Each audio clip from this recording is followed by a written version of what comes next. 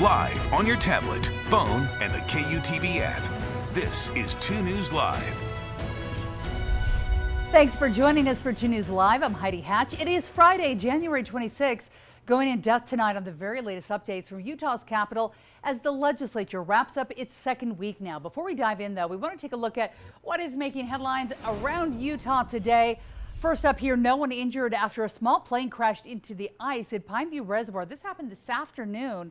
The pilot and the passenger were able to safely get out of the plane before it became partially submerged in that ice-cold water. The two were treated for cold exposure, as you might imagine. Also making headlines today, this is a crazy story. The FBI has recovered a painting stolen more than 50 years ago. The FBI says mobsters stole a John Opie painting. That was in 1969. It stayed in one of the mobsters' homes until a family bought that home. The painting was included in the sale. When the homeowner recently died here in Utah, it was discovered the painting was stolen and now returned back to the proper family. Well, former President Donald Trump will have to pay an additional $83 million to E. Jean Carroll.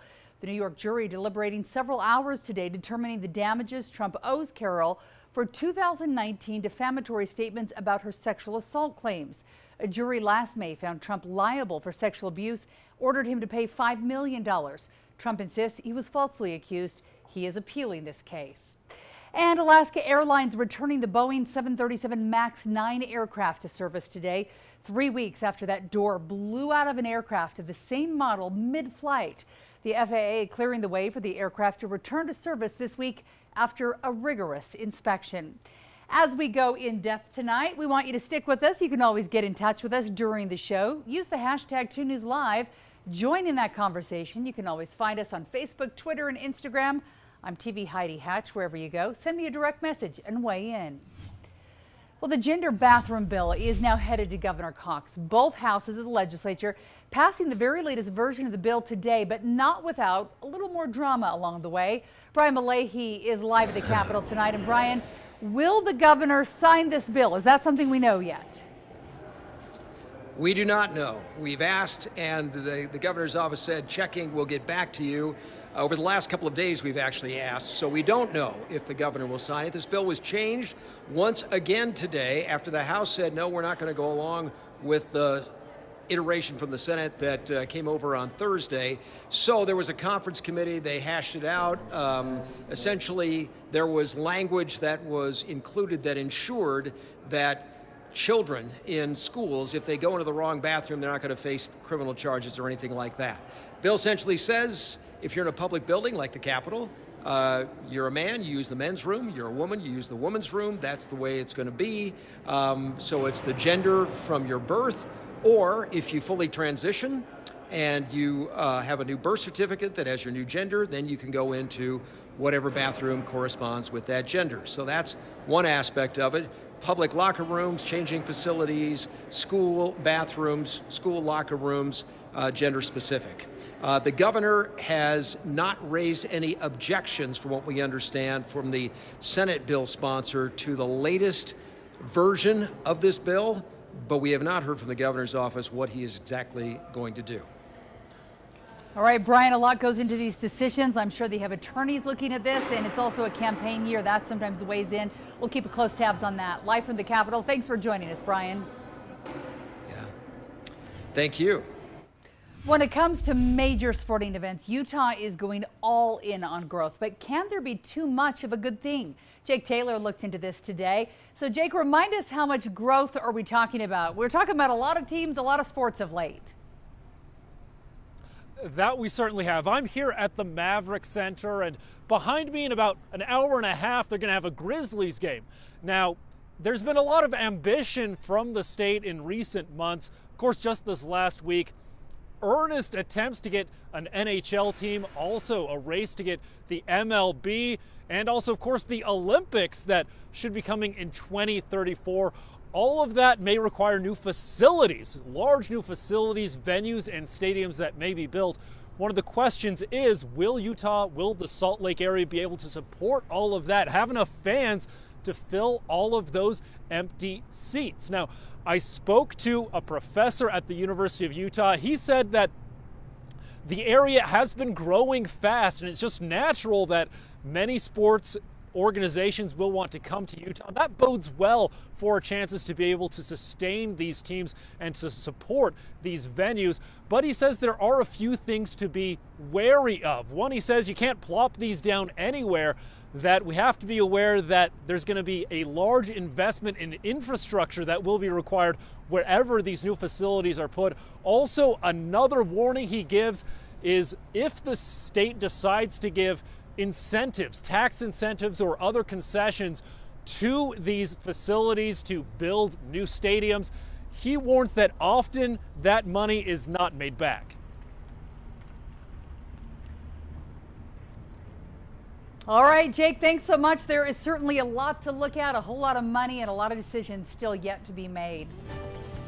Well, it's gorgeous looking at his live shot out there tonight. Meteorologist Trent Parker is here with that first alert forecast. We saw the sun in the sky again today. It was a nice break from all the gray. It felt very nice, and we're going to be getting used to this over the next couple of days, the sunshine and warming temperatures. But hey, if you're headed up to the ski slopes, I've got good news for you. We have had some fresh snow, not just recently, but over the last 2 weeks or so. We've started to pile that snow up, especially up in the mountains. Here's a look at where Idaho and Wyoming are standing as far as their ski resorts. We picked up between 1 and 3 inches in southern Idaho over the last couple of days. Grand Targhee sitting on a very pretty 73-inch base on the west side of the Tetons. 30 to 60-inch base in the Jackson Hole area, and White Pine sitting on a 22-inch base with just an inch in the last 24 hours. In the northern Wasatch, we're seeing those base depths between 39 and about 61 inches. 86 at Snow Basin, though. They picked up about 1 to 3, if not just a little bit less, over the last 24 hours. And here in the Cottonwoods, this is where the numbers start to tick up just a little bit. Alton, Snowbird picking up 4 in the last 24. 103-inch base there, 7 inches down at Sundance, 7 inches in the last 24 hours also at Eagle Point, sitting on a 30-inch base. But the big winner down in southern Utah, 16 inches in the last 24 at Bryan Head, enjoying that very nice powder skiing down there in southern Utah recently. Our current snowpack is still right around 102% of median, but what I want to focus on now is what has happened in central and southern Utah over the last couple of days. We're seeing a lot more orange and even yellows popping up, and now we're seeing places where we were in the 50s of median snowpack. We're now into the 70s and up into the 90s in places like the upper Sevier River Valley. Our drought monitor tells a very similar story. Still struggling just a little bit, moderate drought conditions in portions of eastern Utah, but otherwise just dry elsewhere and no drought conditions across the majority of the state. So Great Salt Lake is up about 0.7 feet since its low back in October, and we're still losing water at Lake Powell. In fact, we will continue to do so until about March or April, and then that's when those numbers start to tick up as the peak of the spring snowmelt really starts to get going. Our low pressure system that affected us yesterday is well off to the east, affecting Oklahoma and the Texas Panhandle. Our ridge of high pressure is slowly building in out of the south and west, and the main streak of the jet is off to our north and west. So we're not going to be expecting any of those storms to traverse into our area anytime soon. But as this this high pressure system slowly arrives here, it may allow a couple weak disturbances to move in. This one Sunday night could bring a couple mountain showers, but overall it's just going to increase our cloud cover for a couple hours at a time. And then we're headed to clear skies by Monday and Tuesday. But you know what that means? In January, that means that our hazy skies will likely return, and the worst of it will really be Tuesday and Wednesday before a bit of a pattern change switches things up for February, and looks like we will return to a more stormy and cool pattern as we head into the 2nd, 3rd, 4th, and maybe even 5th day of the new month. So in St. George, we're dealing with the 50s for one more day, and then it's into the 60s all the way through Wednesday, 65. That top of the highs here on the 7-day forecast. Your normal high is about 56. We're running about 10 degrees above normal, and then the rain might start picking up as we head towards the later half of that week. And here in Salt Lake City, we're dealing with the hazy skies through Wednesday likely. It will get pretty bad, like I said, probably Tuesday and Wednesday will be the worst of it, but those high temperatures in the low 50s and a couple drizzly spots on Thursday and Friday. And then in my opinion, the best days to ski will be after the weekend. Avoid the crowds. It won't be bad as far as the road traveling conditions goes. You're not going to be dealing with any kind of avalanche closures or any kind of deep snow that you're going to have to drive through. But if you can, just wait until Monday, Tuesday, and Wednesday when you can get up above the dirty air and enjoy those less crowded slopes. All right, if you have a flexible stay-at-home job, it's the way to go. Yes. All right, Trent, thank you. Hey, remember to download the 2 News weather app to know about changes in your own neighborhood. Get updated forecasts and live radar right on your phone. The app is free to download.